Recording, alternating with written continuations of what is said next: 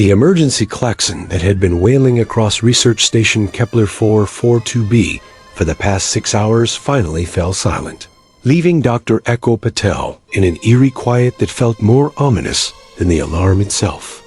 She pressed her palm against the reinforced viewport of Laboratory 7, watching the crimson storm cloud swirl across the planet's hostile surface 3 kilometers below. The atmospheric processors had failed again, the 3rd time this month, and without them, the terraforming project would collapse within days. "Another brilliant day in paradise," Echo muttered, her breath fogging the transparent aluminum hull. She surveyed the desolate landscape. Kepler 442b was supposed to be humanity's crown jewel of terraforming, a garden world that would prove humans could transform even the most hostile environments into thriving colonies. Instead, it had become a monument to overambition and bureaucratic incompetence. The laboratory door hissed open behind her, and Echo didn't need to turn around to know it was Dr. Corvin Ironscale, the Zephyrian project supervisor, whose rigid adherence to protocol had driven 3 human teams to request transfers in the past year. His crystalline exoskeleton made a distinctive clicking sound against the metal flooring, a rhythm that had become as familiar as her own heartbeat over the past 18 months. "Dr. Patel." Corvin's voice carried the typical Zephyrian monotone. That made every statement sound like a formal accusation. "The atmospheric processors have exceeded acceptable failure parameters. The Colonial Administration requires immediate implementation of Protocol 77 Alpha." Echo finally turned, meeting the alien's multifaceted gaze with barely concealed exasperation. Corvin stood nearly 3 meters tall, his insectoid features reflecting the laboratory's harsh lighting and geometric patterns. That would have been beautiful if they weren't attached to the most inflexible being she'd ever encountered. "Protocol 77 Alpha," she repeated slowly. "You mean the one where we pack up everything, declare the project a failure, and abandon 2 years of work because your people's computers can't handle a little atmospheric turbulence?" "The parameters are quite clear," Corvin replied, producing a holographic display from his wrist unit. Columns of data scrolled past in Zephyrian script, but Echo had learned enough over the past year to recognize the death sentence hidden in those flowing symbols. Atmospheric composition variance has exceeded 92% of acceptable ranges. Electromagnetic interference has disrupted 68% of automated systems. Seismic activity has... "I get it," Echo interrupted, waving away the hologram. "The planet doesn't want to cooperate with our neat little formulas. But that doesn't mean we give up. It means we adapt." Corvin's antenna twitched the Zephyrian equivalent of a disapproving frown. "Adaptation requires variables within calculable parameters. This world's ecosystem demonstrates chaotic variance that defies algorithmic prediction. Continued presence here represents an unacceptable risk to personnel and equipment." "Unacceptable risk," Echo echoed, shaking her head. She'd heard this argument from a dozen different species over the years, and it always came down to the same thing. When faced with uncertainty, most galactic civilizations chose retreat over innovation. It was why humans had earned a reputation as either brilliant pioneers or dangerous lunatics, depending on who was doing the talking. A soft chime from her personal communicator interrupted the familiar debate. Echo glanced at the display and felt her stomach drop. The atmospheric readings from Grid Section 12, the experimental zone where she'd been running her unauthorized terraforming trials, showed massive fluctuations that would have triggered every emergency protocol in the Colonial Administration Handbook. "Dr. Patel?" Corvin's tone carried a note of suspicion. "You appear distressed." "It's nothing," she lied, quickly closing the display. "Just checking the weather forecast." But it wasn't nothing. Section 12 was where Echo had been secretly testing her radical theory about symbiotic terraforming. The idea that instead of forcing hostile worlds to conform to human specifications. They should work with the existing ecosystem to create something entirely new. The Zephyrians had rejected the proposal as scientifically unsound, but Echo had been conducting small-scale experiments anyway, hidden in the bureaucratic blind spots that even Corvin's meticulous oversight couldn't cover completely. If Section 12 was showing the kind of readings she suspected, it meant her unauthorized experiments had either achieved something miraculous or triggered something catastrophic. "I need to check the perimeter sensors," Echo announced, already moving toward the equipment lockers. "There might be a simple explanation for the processor failures that your algorithms missed. Dr. Patel, I must remind you that Protocol 77 Alpha prohibits unnecessary surface excursions during atmospheric instability events." "Good thing this excursion is absolutely necessary then," Echo replied, pulling on her environmental suit with practiced efficiency. The familiar weight of the radiation shielding and atmospheric recyclers felt comforting, a reminder that human technology could keep her alive even in environments that would kill most other species within minutes. Corvin's exoskeleton darkened to a deep amber unmistakable Zephyrian anger. "Dr. Patel, I am ordering you to remain within the station until proper evacuation procedures can be implemented." Echo sealed her helmet and checked the suit's integrity readings before looking back at her supervisor. Through the helmet's display, she could see Corvin's bio-readings, elevated stress indicators, increased neural activity in regions associated with frustration and protocol adherence. After 18 months of working together, she'd learned to read Zephyrian emotions better than most humans could read each other. "Corvin," she said gently, "I understand your concerns. Really, I do. But I've been working on this planet longer than anyone else on the project. If there's something out there causing these failures, something your sensors might not detect, the best chance we have of finding it before we give up on 2 years of work." The alien's antenna drooped slightly, a gesture Echo had learned indicated internal conflict between duty and logic. Corvin was genuinely trying to protect the team, but his species' rigid thinking made it almost impossible for him to consider solutions outside established parameters. 30 minutes, he said finally. "If you do not return within 30 standard minutes, I will implement emergency containment protocols and report your violation to the Colonial Administration." Deal. Echo agreed, though she had no intention of letting bureaucratic timelines dictate her investigation. She grabbed her portable scanner and headed for the airlock, ignoring Corvin's continued protests about proper procedure and risk assessment matrices. The surface of Kepler 442b hit her like a physical force, even through the environmental suits. Protection. The atmospheric processors had managed to reduce the ambient radiation to merely dangerous levels, and the oxygen content was almost sufficient to support human life for brief periods. But the electromagnetic storms that raged across the planet's surface turned every piece of electronic equipment into an expensive paperweight within hours of exposure. Echo's scanner immediately began registering the chaotic readings she'd expected. But underneath the static, she detected something else, a pattern in the electromagnetic interference that seemed almost intentional. She adjusted the scanner's frequency and began walking toward Section 12, following the faint signal through the swirling red dust that gave the planet its hellish appearance. The experimental zone was located in a natural depression about 2 kilometers from the main station, sheltered by crystalline formations that provided some protection from the worst of the electromagnetic storms. Echo had chosen the location specifically because it was hidden from the station's main sensors, a calculated risk that was about to pay off in ways she couldn't have imagined.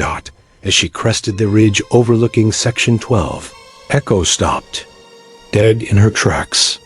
The barren landscape she'd left 3 days ago had been transformed into something that shouldn't have been possible on this hostile world, where her experimental atmospheric processors should have been struggling to create a few square meters of breathable air. A lush garden now sprawled across nearly a hectare of previously dead ground. But that wasn't the most impossible part. Curled up in the center of the transformed area, sleeping peacefully among plants that definitely weren't in any terraforming catalog, was a creature unlike anything Echo had ever seen. It was roughly the size of a large dog, covered in iridescent fur that shifted from deep purple to brilliant gold as the alien sunlight played across its surface. 6 legs tucked neatly beneath a rounded body, and a long, flexible tail was wrapped around what appeared to be some kind of small crystalline structure dot. As Echo approached, the creature stirred and lifted its head, revealing large, expressive eyes that seemed to hold an intelligence far beyond anything she'd encountered in the local wildlife surveys. The moment their gazes met, Echo felt something impossible, a sense of recognition, as if this being had been waiting for her specifically. The creature made a sound unlike anything Echo had heard before. Park musical chime, with harmonics that seemed to resonate with the electromagnetic fields surrounding them. It unwrapped its tail from the crystal and held the object out toward Echo as if offering a gift. "Well?" Echo whispered into her helmet communicator, knowing that Corvin would be monitoring her suit's transmissions. "I think I found our atmospheric anomaly." But even as she said it, Echo realized this discovery was going to change everything about their understanding of Kepler 442b. Question was whether the colonial administration would see it as an opportunity or a threat, and whether she could convince them to keep looking for answers. Instead of running away from the unknown, the creature chirped again and took a tentative step toward her, still offering the strange crystal.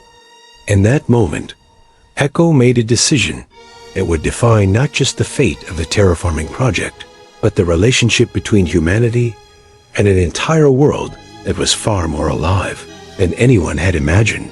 She reached out and accepted the gift. The crystal felt warm in Echo's gloved hands, even through the environmental suit's insulation. As her fingers closed around it, the electromagnetic readings on her scanner went wild, but instead of the chaotic static she'd grown accustomed to, the patterns suddenly resolved into something that looked almost like language. "Corvin," Echo called through her communicator, unable to keep the excitement from her voice. "You need to see this. The atmospheric anomalies aren't random, they're communication." The response crackled with interference, but she could make out Corvin's increasingly agitated tone.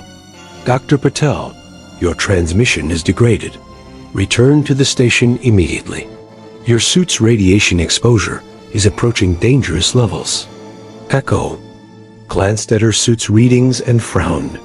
The radiation levels were actually lower than they'd been during her walk from the station. Somehow, the area around the creature was providing protection from the planet's hostile environment. She tried to explain this to Corvin, but the interference was getting worse as the distance between them increased. The creature Echo found herself thinking of it as harmony, based on the musical quality of its vocalizations, seemed to understand her communication difficulties. It approached one of the impossible plants growing nearby and touched its nose to what appeared to be a flower. Immediately, Echo's scanner registered a spike in localized electromagnetic organization, and Corvin's voice came through with perfect clarity. "Dr. Patel, your location is showing impossible readings. The atmospheric composition indicates an oxygen concentration of 32%, carbon dioxide at acceptable levels, and the electromagnetic interference reduced to negligible ranges. This is not possible given the known parameters of Kepler 442b's environment." "That's what I'm trying to tell you," Echo replied, kneeling down to examine the plants more closely.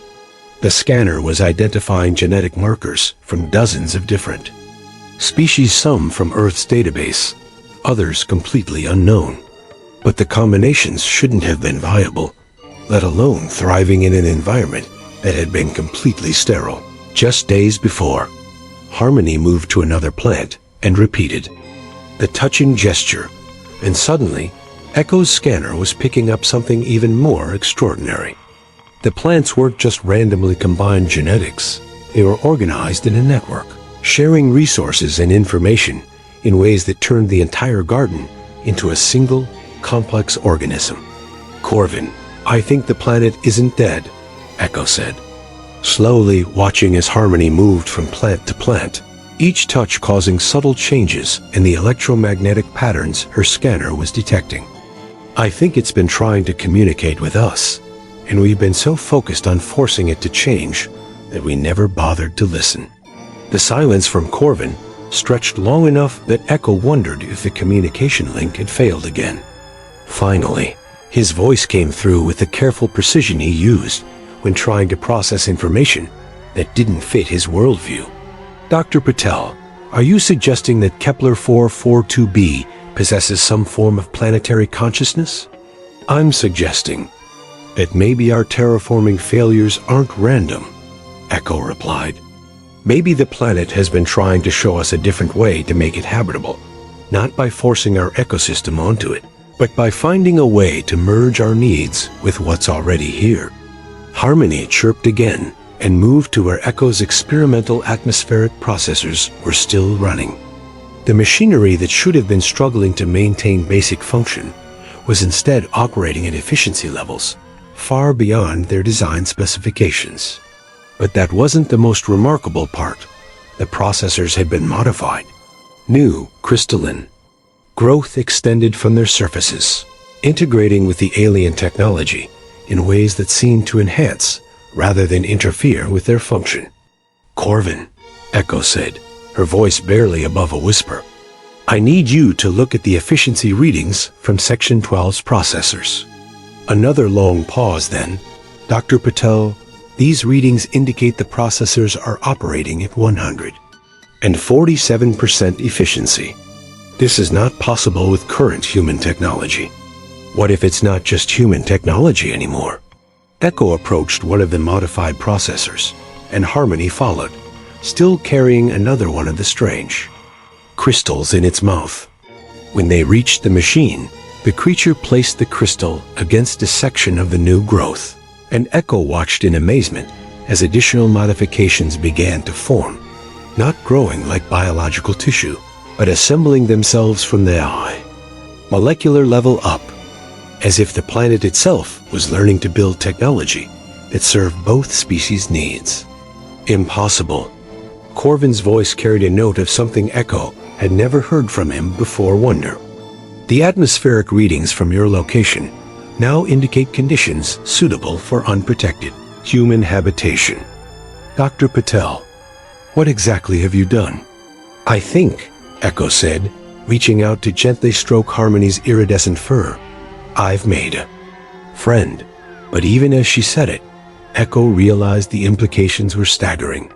If Kepler 442b was capable of this kind of adaptive response, if it could learn to work with human technology rather than against it, then everything they thought they knew about terraforming would have to be reconsidered. The question was whether the colonial administration would see this as an opportunity for a revolutionary new approach to planetary development, or as a threat to be contained and studied. Her communicator crackled with a new voice administrator, Thorn, Corvin's human superior, speaking with the kind of carefully controlled tone that usually preceded very bad news. Dr. Patel, this is Administrator Thorn. Dr. Ironscale has briefed me on the situation. I need you to return to the station immediately and submit to full contamination protocols. We're implementing immediate quarantine procedures for Section 12 pending arrival of a colonial investigation team. Echo felt her heart sink. The colonial investigation teams were notorious for their approach to unusual discoveries. Contain first, understand never. If they got their hands on Harmony and the transformed ecosystem, the best-case scenario would be years of invasive study that would probably kill everything unique about what was happening here. The worst-case scenario didn't bear thinking about. Administrator. Thorn, sir. I think we're looking at a breakthrough that could revolutionize terraforming across the galaxy. If we just... Dr. Patel, Thorne's voice cut through her protest like a blade. You've been conducting unauthorized experiments with potentially hazardous alien biotechnology. The safety of this station and its personnel takes precedence over scientific curiosity. You have 5 minutes to return to the station before I authorize Dr. Ironscale to implement emergency containment protocols.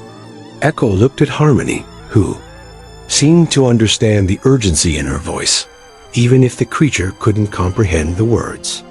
The being moved closer and pressed its warm form against her leg, making soft, reassuring sounds that somehow conveyed more comfort than any human gesture could have. "I'm sorry," she whispered to the creature. "I don't think they're ready to understand what you're trying to show us."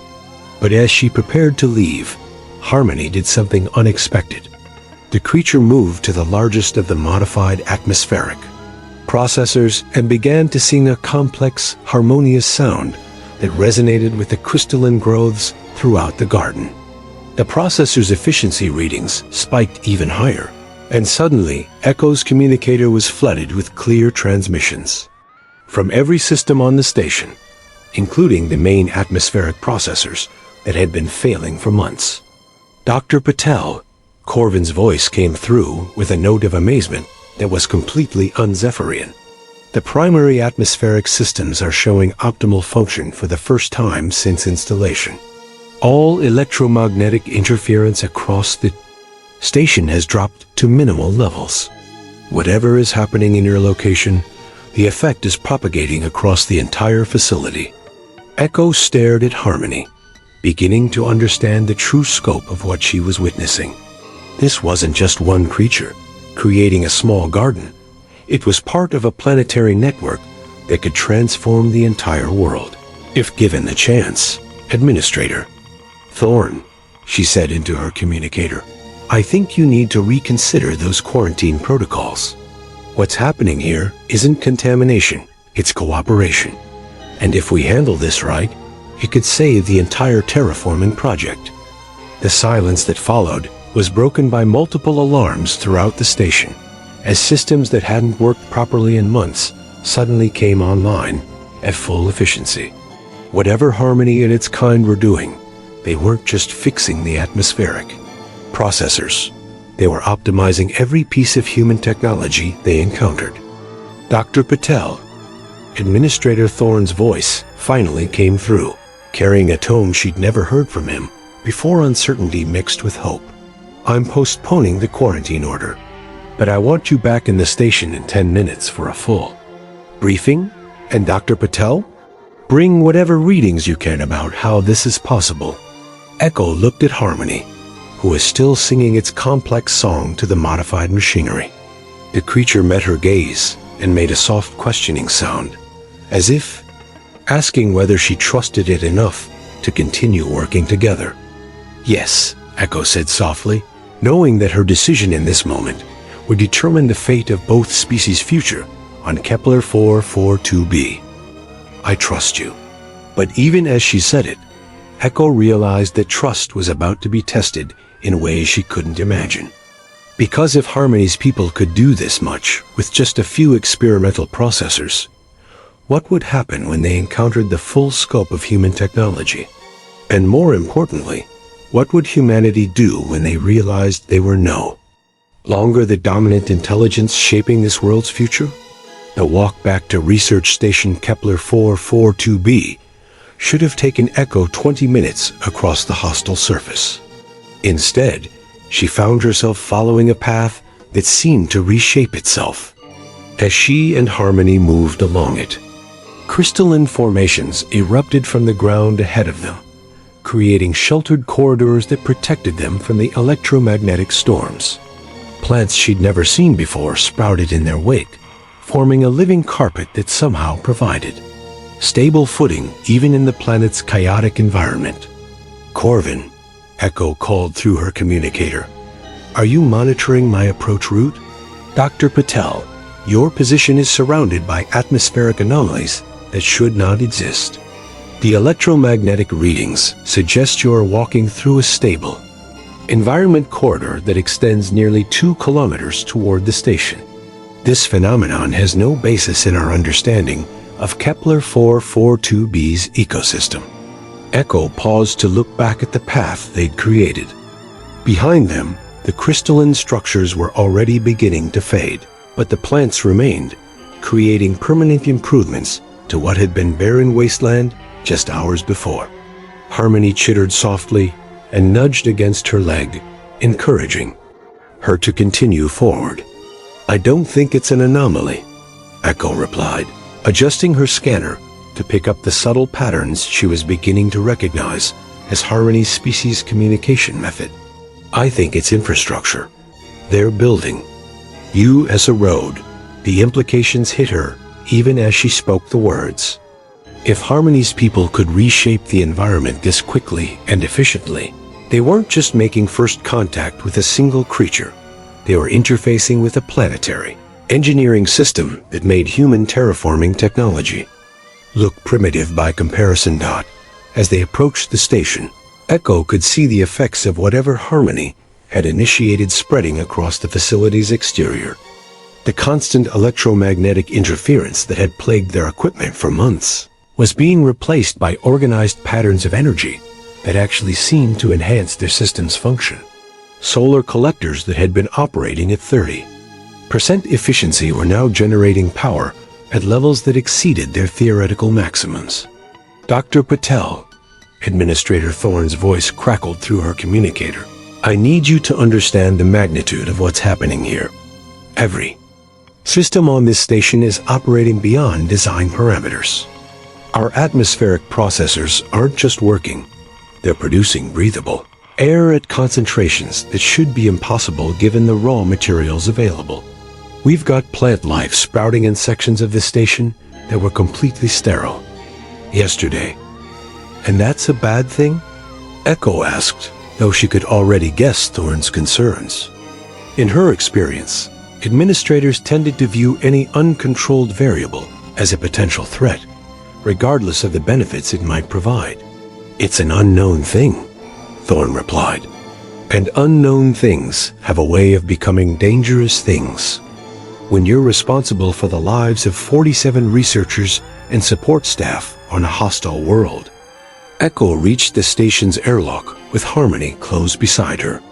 The creature had remained calm throughout their journey, but as they approached the human facility, its posture changed subtly.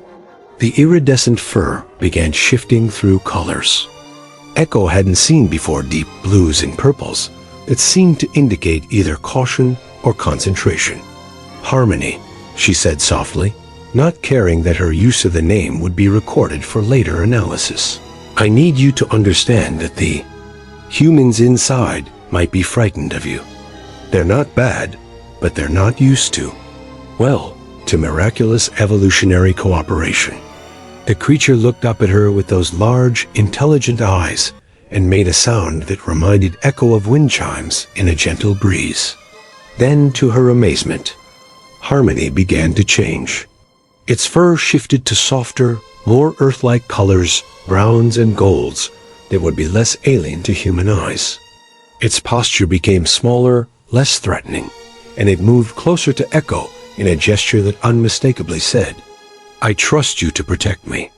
"Dr. Patel," Corvin's voice came through the airlock's communication system. "Administrator Thorne has authorized emergency xenobiology protocols for your companion. Dr. Vera, crystalline from the Andromedan Science Collective, is standing by to assist with preliminary analysis." Echo's stomach dropped. Dr. Crystalline was notorious throughout the scientific community for her specimen-first approach to xenobiology. The Andromedans' idea of preliminary analysis usually involved extensive invasive procedures that assumed the subject was either non-sentient or expendable. "Corvin, I need to speak with you privately before we proceed with any analysis." Echo sighed, activating the airlock's decontamination cycle. "What I'm about to bring through this door isn't just an alien creature. It's a representative of a planetary intelligence that could revolutionize our understanding of terraforming and interspecies. Cooperation. The decontamination cycle seemed to take forever, but finally, the inner door opened to reveal the station's main laboratory.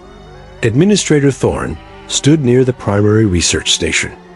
A tall, thin man, whose usually immaculate appearance showed signs of the stress he'd been under. Dr. Crystalline loomed beside him, her translucent Andromedan form shifting between various shades of analytical blue as her internal organs processed the implications of what she was seeing. But it was Corvin's reaction that surprised Echo the most. The rigid Zephyrian stood perfectly still, his multifaceted eyes fixed on Harmony with an expression she'd never seen from him before, something that looked almost like reverence. "Dr. Patel," Corvin said slowly, "the electromagnetic patterns emanating from your companion match theoretical models for distributed consciousness networks that my people abandoned as impossible centuries ago." Abandoned as impossible. Echo repeated, or abandoned as inconvenient for a species that prefers everything to fit into neat categories. Harmony moved into the laboratory with cautious grace, taking in the human technology with obvious interest. When the creature approached one of the malfunctioning atmospheric analysis units, the same thing happened that Echo had witnessed in Section 12. The equipment suddenly began operating at peak efficiency, displaying readings that were more accurate than anything they'd achieved in months of calibration attempts. "Fascinating," Dr. Crystalline purred, her form shifting to excited yellow as she moved closer to Harmony. "The bioelectric field generated by this organism appears to interface directly with our technological systems. I must begin immediate neurological mapping to understand the mechanism." "No," Echo said firmly, stepping between the Andromedan and Harmony. "Dr. Crystalline, I appreciate your expertise, but this isn't a specimen to be dissected. This is first contact with a sapient species that's trying to help us solve problems we've been struggling with for years." "Help us?" Administrator Thorne's voice carried the skeptical tone Echo had expected. "Dr. Patel, this creature's presence has caused massive changes to our station systems. How do we know these changes are beneficial, rather than the first stage of some kind of biological takeover?" Harmony chirped softly and moved to the main atmospheric control console. The creature placed one small paw against the interface, and immediately the screens filled with data that made everyone in the room fall silent. The atmospheric processors weren't just working. They were producing an atmosphere that would support not just human life, but optimal conditions for human health and longevity. Oxygen levels, humidity, trace element concentrations, everything was being adjusted to parameters that represented the best possible environment for human physiology. "It's not taking over our systems," Echo said quietly. "It's optimizing them for us." Corvin approached Harmony with the careful, respectful movements Echo had learned to associate with deep Zephyrian contemplation. "Honored being," he said in the formal tone his people used for addressing equals. "My species has theoretical frameworks for consciousness networks that span planetary ecosystems. Are you Are you Kepler-4, 42b? Harmony looked between Corvin and Echo, then moved to the laboratory's main holographic display. The creature touched the interface with the same gentle gesture it had used on the plants, and suddenly the display filled with an image that took Echo's breath away. It was Kepler-4, 42b, but not as they knew it. The hostile, barren world shone. In their surveys had been replaced by a living landscape of impossible beauty. Crystalline forests stretched across continents, connected by networks of light that pulsed with organized information. Atmospheric rivers carried not just water vapor, but complex chemical communications between distant ecosystems. And throughout it all, creatures like Harmony moved as both individuals and components of a vast, interconnected intelligence.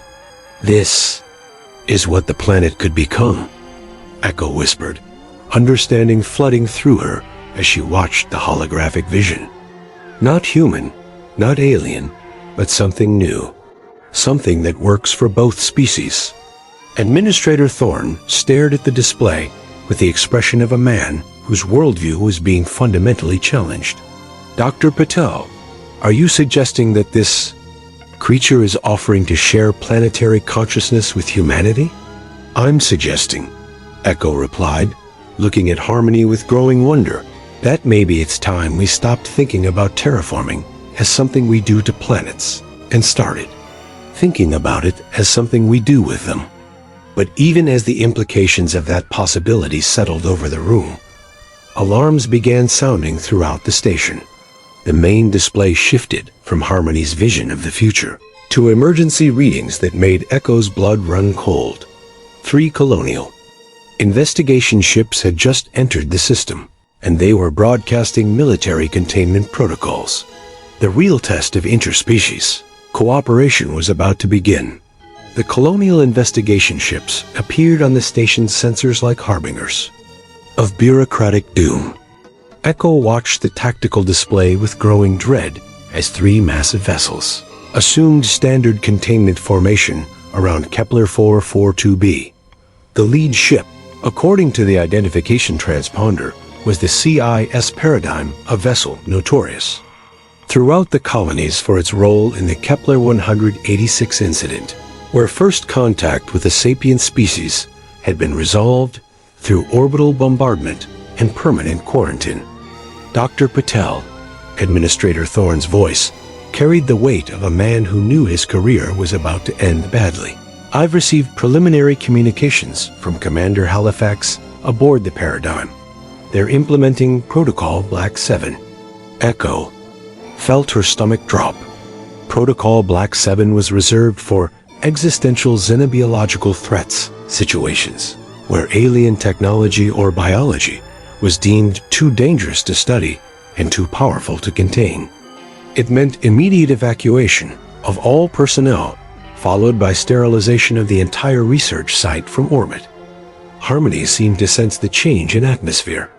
The creature moved closer to Echo, its fur shifting to muted colors that somehow conveyed concern and confusion. When it touched the communications console, instead of the usual improvement in system efficiency, the displays began showing chaotic patterns, as if the planetary network was experiencing something like distress. Corvin, Echo said urgently, how long before they reach us? The Zephyrian's exoskeleton had darkened to the deep purple that indicated extreme agitation. At current approach velocity, the lead ship will achieve optimal bombardment position in approximately 4 hours, 17 minutes. Dr. Patel, I must note that Protocol Black 7 supersedes all scientific discovery protocols. My duty requires M to cooperate with evacuation procedures. Your duty, Echo replied, watching as Harmony tried repeatedly to interface with the communication system, only to have the connection fail each time, is to the advancement of scientific understanding. Are you going to let them destroy the greatest discovery in terraforming history because it doesn't fit their risk assessment models? Dr. Crystalline had been unusually quiet throughout the emergency briefing, her translucent form cycling through colors that Echo had learned indicated deep analysis. Finally, the Andromedan spoke with uncharacteristic uncertainty. The bioelectric patterns I'm detecting from the creature have changed significantly since the arrival of the colonial ships. The organized consciousness network appears to be fragmenting. It's as if the planetary intelligence is experiencing something analogous to fear. As if summoned by her words, the station's main display suddenly flickered to life with an image that made everyone in the room step back in shock. It was the same vision of transformed Kepler 442b that Harmony had shown them earlier, but now sections of the beautiful crystalline landscape were withering and dying. The networks of light that had connected distant ecosystems were going dark, and creatures like Harmony were fleeing toward underground shelters that sealed themselves against an approaching catastrophe. It's showing us what happens if the colonial ships carry out their mission, Echo realized with growing horror. The planetary network isn't just afraid of being destroyed. It's trying to warn us that the bombardment will trigger some kind of ecosystem collapse. Administrator Thorne studied the display with the expression of a man trying to balance impossible responsibilities. Dr. Patel, even if we accept your interpretation of this ... communication, I have no authority to countermand a Protocol Black 7 order. Commander Halifax has jurisdiction over all colonial assets in this system. Then we don't work within colonial authority, Echo said, the plan forming in her mind even as she spoke. Corvin, what are the legal parameters for declaring scientific autonomy under emergency circumstances? The Zephyrian's multifaceted eyes fixed on her with what she was learning to recognize as carefully controlled alarm. Dr. Patel, scientific autonomy can only be declared when the potential value of a discovery outweighs immediate safety concerns. Such a declaration requires unanimous consent from all senior scientific personnel and formal recognition of the discovered phenomenon as a sapient species with legal rights under Galactic Convention. You mean, Echo said slowly, understanding the implications. We'd have to officially declare Harmony's people as a recognized sapient species. Not just the creature, but the entire planetary network. The legal precedent exists, Dr. Crystalline added, her form shifting to colors Echo had never seen before. Apparently, even Andromedans could experience excitement. The Gaia protocols established that planetary-scale consciousness networks have the same legal protections as individual sapient beings, but the process requires extensive documentation of sapient behavior, communication capacity, and she trailed off, her gaze falling on Harmony, who had been listening to their conversation with obvious interest. The creature moved to the holographic display and touched the interface again, but this time, instead of showing visions of the future, it began displaying something that made Echo's heart race with possibility. Complex mathematical equations appeared on the screen, not the chaotic patterns they'd been interpreting as emotion, but precise, sophisticated formulations that addressed some of the most challenging problems in terraforming science. Atmospheric chemistry models, gravitational dynamics calculations, even theoretical frameworks for consciousness technology integration that were decades ahead of anything in human or Zephyrian databases. It's not just showing us what it can do, Echo whispered, watching as the equations evolved into increasingly complex proofs. It's teaching us. The entire planetary network is sharing its accumulated knowledge of terraforming, ecosystem management, and consciousness integration. Corvin moved closer to the display, his scientific training overriding his natural caution. These calculations, Dr. Patel, some of these mathematical frameworks solve theoretical problems that have stymied Zephyrian researchers for centuries. This isn't just intelligence. This is intelligence that has had geological timescales to develop solutions to. Questions were only beginning to ask. Documentation of sapient behavior, Dr. Crystalline said, her voice carrying a note of wonder that Echo had never heard from the usually analytical Andromedan. Communication capacity beyond question, and now demonstration of knowledge that exceeds our own understanding. By the standards of Galactic Convention, this planetary network clearly qualifies for sapient species protection. Administrator Thorne looked between the mathematical proofs scrolling across the display and the incoming colonial ships shown on the tactical screen. Even if we could prove sapient status, we'd need to transmit our findings to the colonial investigation ships and convince Commander Halifax to call off the bombardment. Given the military's track record with first contact situations, he didn't need to finish the sentence. Everyone in the room knew that the colonial military's response to inconvenient discoveries was usually to make them disappear as quickly and permanently as possible. Echo looked at Harmony, who had stopped generating mathematical proofs and was now staring at the tactical display with what she was learning to recognize as the creature's version of determination. The small being moved to Echo's side and pressed something into her hand, another of the crystalline structures. But this one was different. Instead of the warm, steady glow of the others, this crystal pulsed with patterns of light that seemed to synchronize with Echo's own heartbeat. "I think," Echo said slowly, understanding flooding through her as the crystal's patterns became clearer. "It's not just asking us to help protect its people. It's offering to make us part of the network." The implications hit everyone in the room simultaneously. If humans could interface directly with the planetary consciousness, they wouldn't just be observers of the terraforming process. They could participate in it. The failed atmospheric processors, the electromagnetic interference, the hostile environment that had resisted every attempt at modification, all of it could be transformed through cooperation rather than conquest. "Dr. Patel," Corvin said carefully, "are you suggesting that this creature is offering some form of symbiotic consciousness merger?" "I'm suggesting," Echo replied, feeling the crystal's warmth spread through her palm and up her arm, "that maybe it's time we stopped being afraid of the unknown and started embracing it." But before anyone could respond, the station's communication system crackled to life with a voice that sent chills down Echo's spine. "Research Station Kepler 442b. This is Commander Halifax aboard the CIS Paradigm.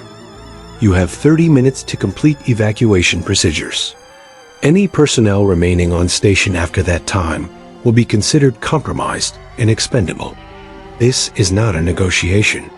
Commander Halifax's ultimatum hung in the air like a death sentence. 30 minutes to abandon 2 years of work. To walk away from the greatest discovery in terraforming history. To let fear and bureaucracy triumph over scientific progress and interspecies cooperation.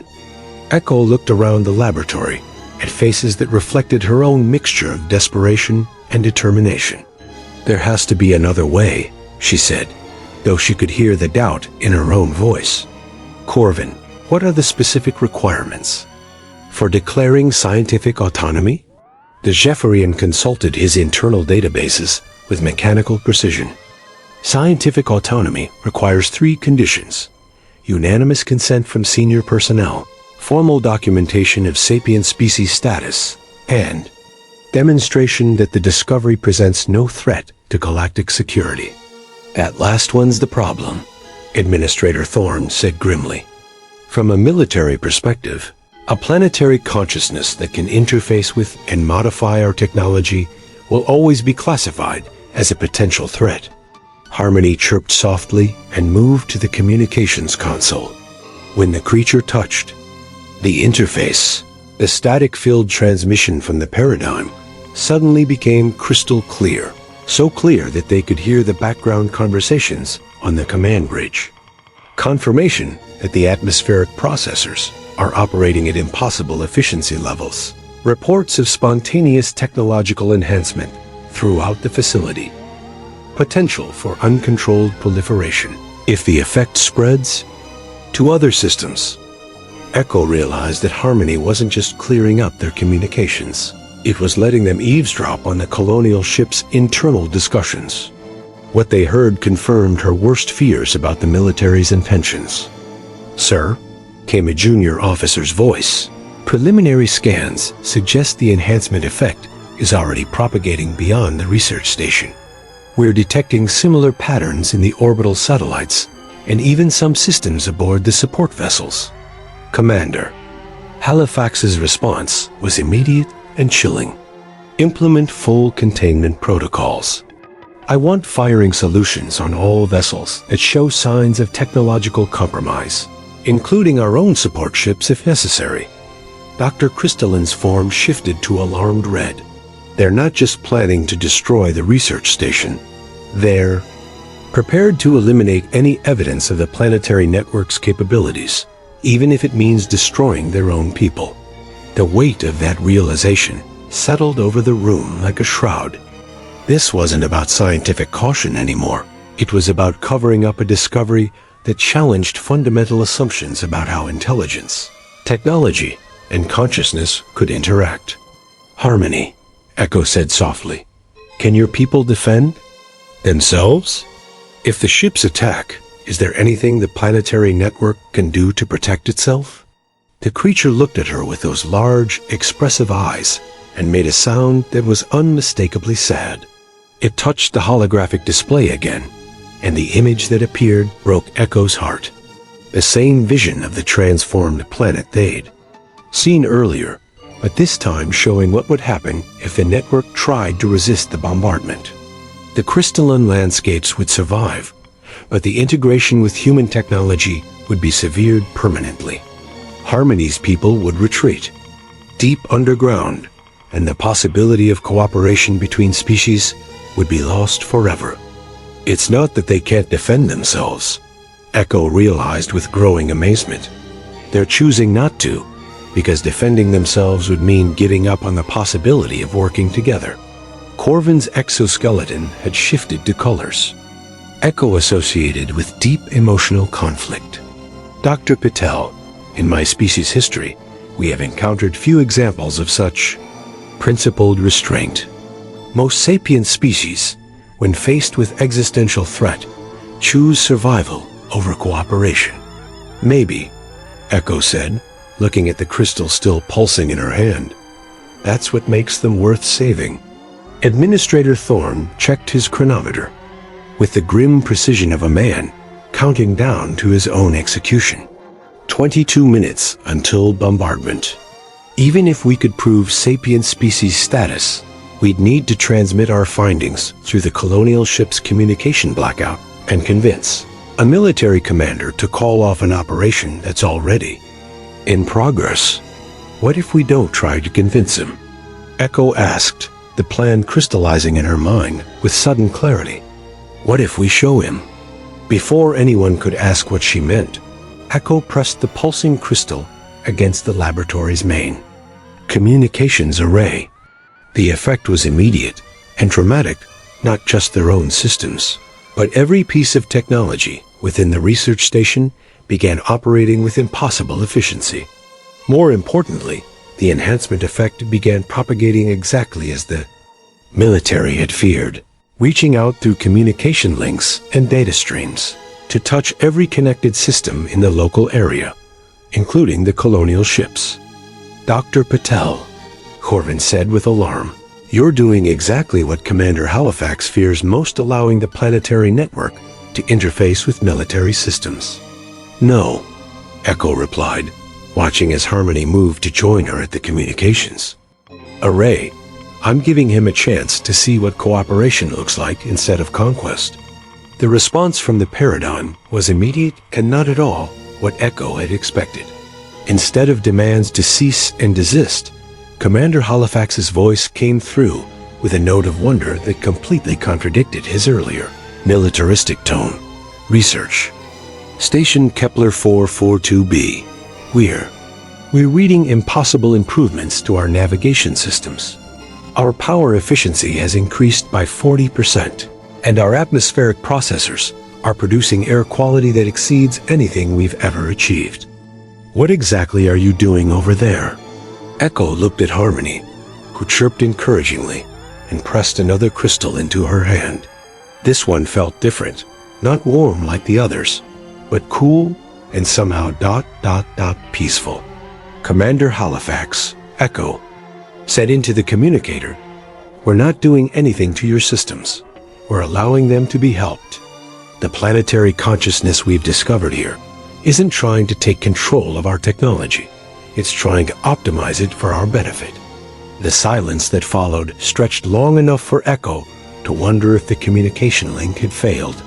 Finally, Commander Halifax's voice returned, but now it carried the careful tone of a man trying to process information that challenged everything he thought he knew. Dr. Patel, are you telling me that the technological enhancements we're observing are gifts?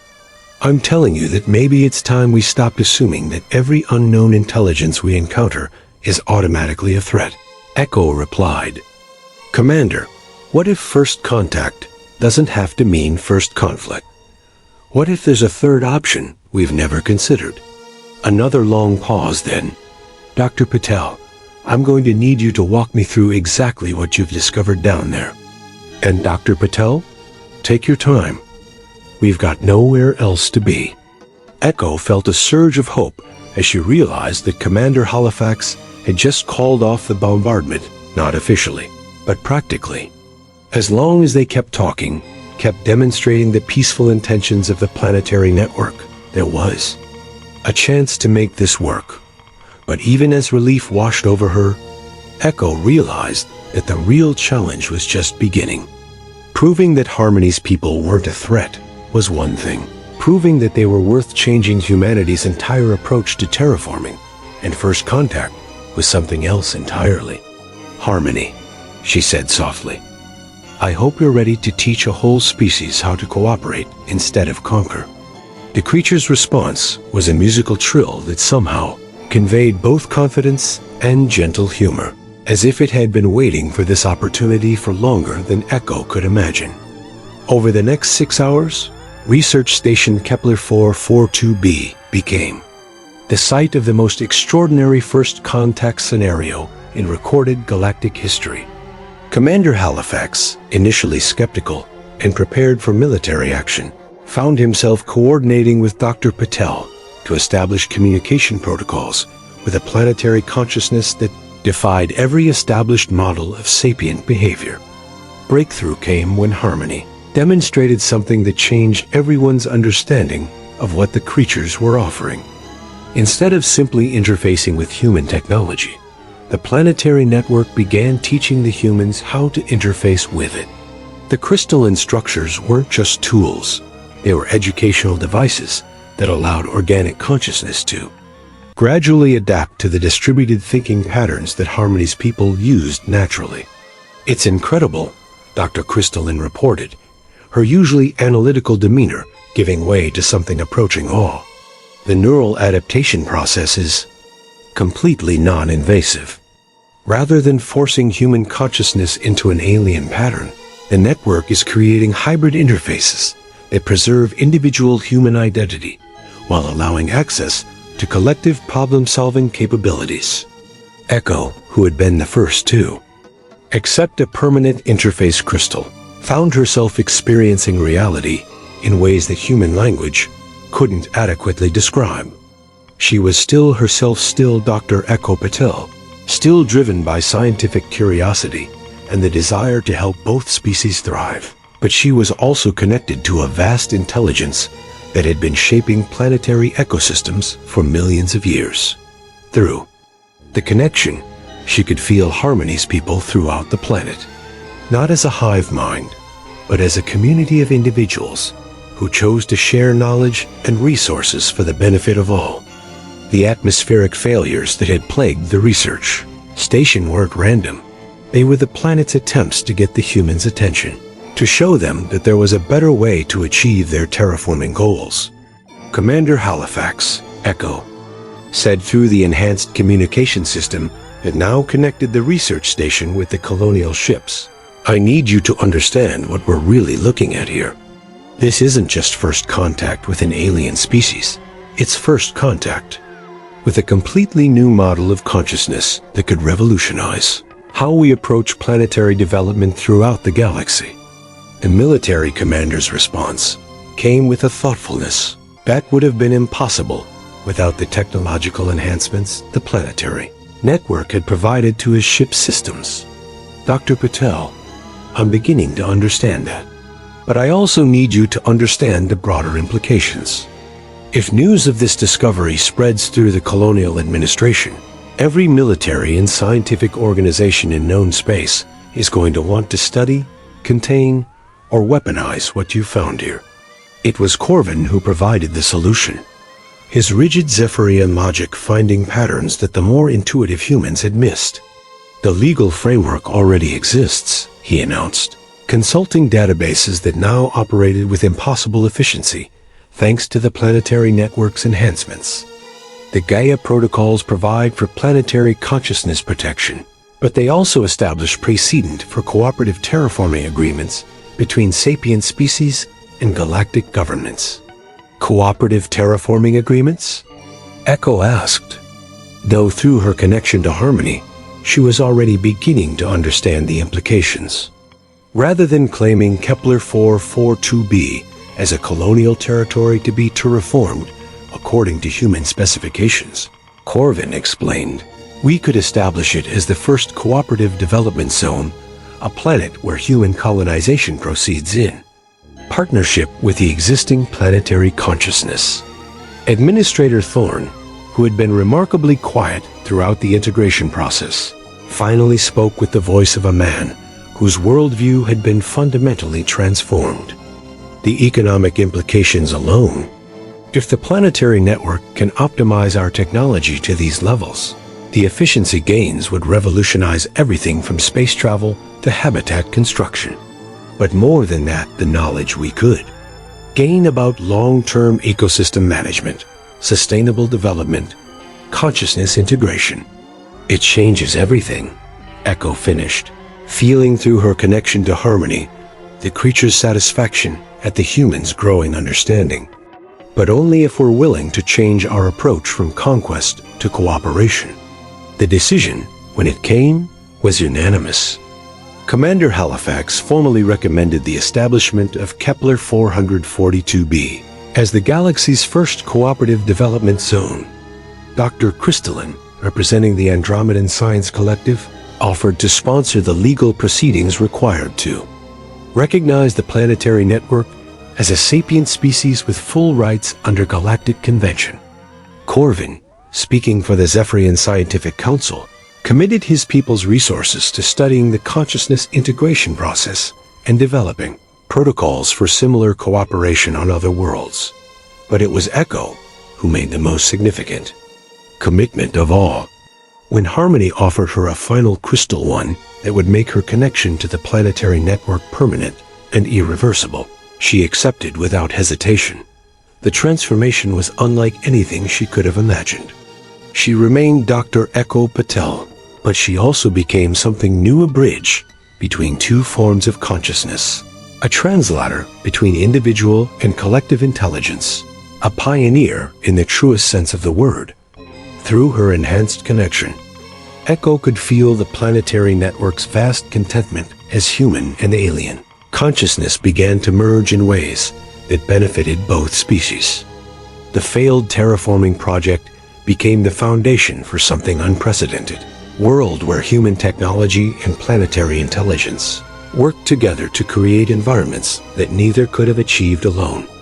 6 months after first contact, Kepler 442b had become the showcase for a revolutionary new approach to planetary development. The research station had evolved into a thriving settlement where human colonists worked alongside the planetary consciousness to create living spaces that adapted to their needs, while enhancing the world's natural beauty. Echo stood at the observation deck of what had once been Laboratory 7, looking out over a landscape that defied every previous assumption about terraforming. The barren wasteland had been transformed into rolling gardens where crystalline trees provided shelter for both human habitations and the creatures like Harmony, who served as the planetary network's mobile representatives, the atmospheric processors that had once struggled to maintain basic life support, now operated as part of a vast biological technological hybrid system that produced air quality superior to Earth normal.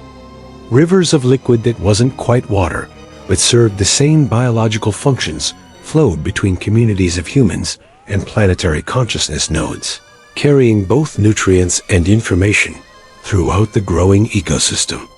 Status report. Echo?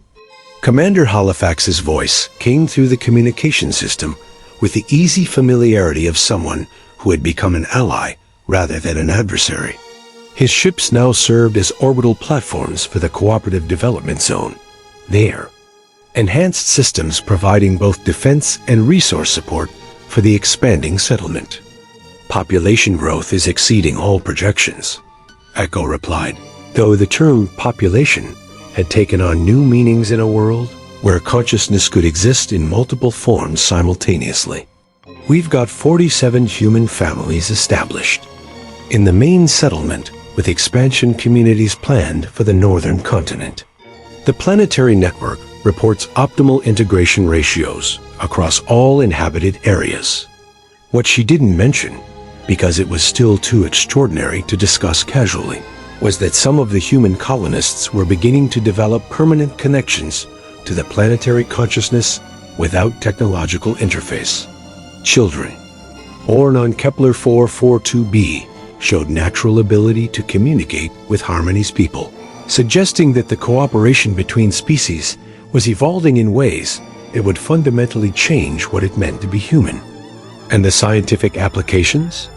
Dr. Crystalline's question came from the Andromedan research vessel that had become a permanent fixture in the system. The consciousness integration protocols you've developed here, are they applicable to other worlds? That's the most exciting part, Echo replied, feeling through her connection a vast network of planets that Harmony's people had identified as potential cooperation sites. The techniques we've developed aren't specific to this world or even to this form of planetary consciousness. We're looking at a completely new model of galactic civilization, one based on cooperation and integration rather than conquest and exploitation. Corvin's voice joined the conversation from the Zephyrian research facility that had been established in the planet's southern hemisphere. Dr. Patel, the philosophical implications continue to challenge my people's understanding of consciousness and intelligence. We are adapting our models of sapient behavior to account for the distributed decision-making processes we observe. Here, Echo smiled, knowing that for a Zephyrian to admit their models needed adaptation was roughly equivalent to a human admitting they'd been completely wrong about the nature of reality. Corvin, I think that's the point. We're all having to adapt our models, and that's making us better at understanding consciousness in all its forms. But the real measure of their success wasn't in the scientific reports or the efficiency statistics. It was in moments like the one Echo witnessed every evening when Harmony and the other planetary representatives would gather with the human children in the settlement's central garden. The barriers between species that had seemed so insurmountable 6 months earlier had dissolved into something that looked remarkably like Family Dot as she watched. One of the newest arrivals, a small creature similar to Harmony, but with crystalline growths that indicated it was part of the planet's deep core consciousness network, approached a group of human teenagers who were working on a terraforming project. Instead of the careful, formal interaction that had characterized early human planetary communications, the exchange was casual, collaborative, and filled with the kind of laughter that transcended species boundaries. Commander Halifax, Echo, said into her communicator, "I need you to add something to the official report to Colonial Administration." "What's that, Dr. Patel?" "Tell them we didn't just make first contact with an alien species. We made first contact with a new form of meth, civilization. And if they're smart, they'll start figuring out how to be part of it instead of trying to control it." The laughter from the central garden drifted up to the observation deck, carrying with it the sound of a future that neither species could have achieved alone. In that moment, Echo understood that the real success of the Kepler 442b project wasn't the revolutionary terraforming techniques or the consciousness, integration protocols, or even the establishment of the galaxy's first cooperative development zone. The real success was that they had proven cooperation was possible, not just between individuals, but between entirely different forms of intelligence. And that proof was going to change the galaxy in ways they were only beginning to imagine. As the alien sun set over the transformed landscape, Echo felt through her connection to the planetary network a vast contentment that encompassed not just this world, but the hundreds of other worlds where similar cooperation might be possible. Harmony appeared beside her on the observation deck, no longer the frightened creature she had first encountered, but a confident representative of a species that had found its place in a larger galactic community. "Thank you," Echo said softly, knowing that the simple words carried the weight of two species, gratitude. Harmony's response was a musical trill that somehow managed to convey both satisfaction and anticipation, as if to say that this was just the beginning of what they could accomplish together. And looking out over the thriving settlement that had grown from a failed terraforming project into a model for galactic cooperation, Echo knew that the creature was absolutely right. From the personal journal of Dr. Echo Patel, first director of interspecies cooperation, Kepler 442b Cooperative Development Zone. 5 years after first contact, today marks the 5th anniversary of what the history books are already calling the Harmony Accords. Though anyone who is actually here knows that Harmony deserves far more credit than a simple naming convention can provide.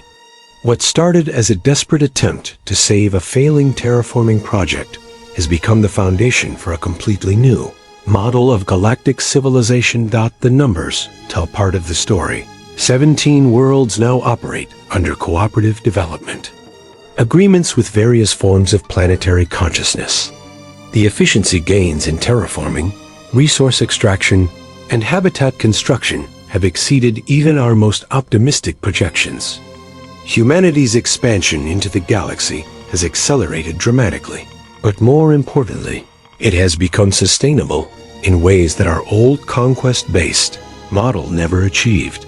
But the numbers don't capture what it feels like to watch human children playing with creatures that exist as part of a planetary intelligence, or to see Zephyrian researchers collaborating with distributed consciousness networks to solve problems that had stymied individual intelligences for centuries. They don't capture the moment when Dr. Crystalline announced that the Andromedan Science Collective was officially adopting consciousness integration protocols for all future research projects. Most of all, they don't capture the simple satisfaction of knowing that when humanity encountered the unknown, we chose cooperation over fear.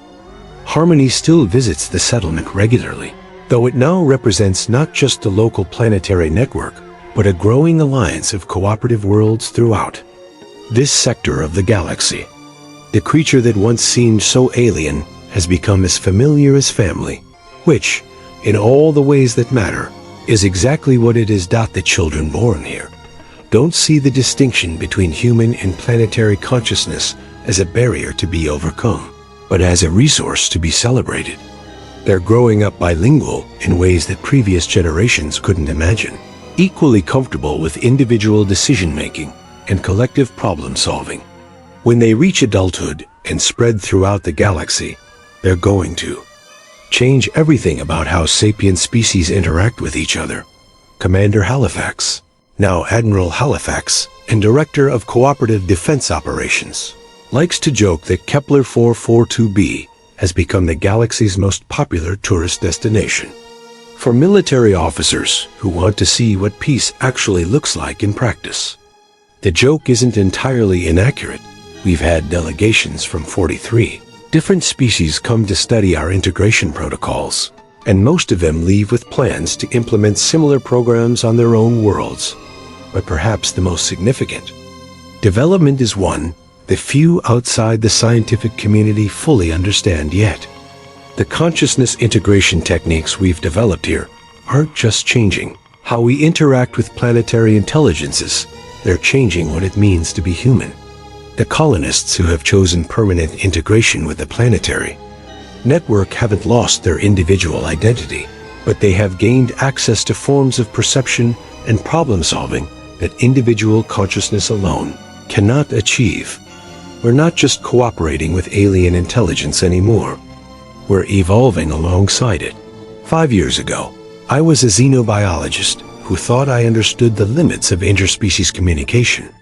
Today, I'm part of a collective consciousness that spans multiple worlds and includes forms of intelligence that existed millions of years before humans developed language. I'm still Dr. Echo Patel, but I'm also something new, something that wouldn't have been possible without the courage of a small creature who chose to trust a stranger with a gift that would change everything. The galaxy is vast, filled with forms of consciousness we haven't even imagined yet. But because of what we learned here on Kepler 442b, when humanity encounters those unknown intelligences, we'll approach them not as threats to be conquered or resources to be exploited, but as potential partners in creating something greater than any single species could achieve alone. And that, I think, is the greatest gift Harmony and its people could have given us. Not just the knowledge of how to cooperate with alien consciousness, but the wisdom to want to.